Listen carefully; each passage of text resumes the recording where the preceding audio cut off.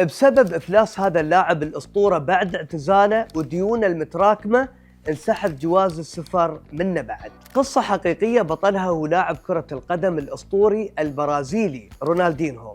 رغم أنه كسب ملايين الدولارات خلال مسيرته كلاعب محترف، إلا أنه بعد اعتزاله ما كان عنده أي دخل ثاني، بحيث ركز على مسيرته بالكورة في سن مبكرة وما كمل دراسته وخسر فلوسه بسبب عدم إدارته للأموال.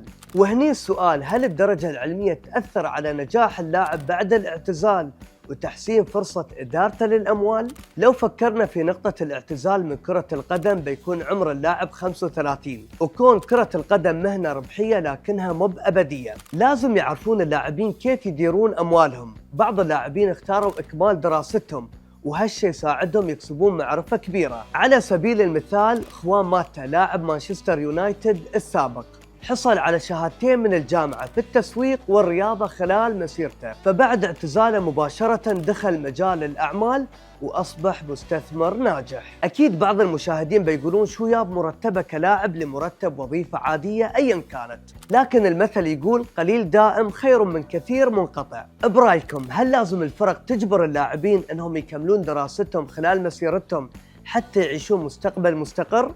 اكتبوا لنا في التعليقات.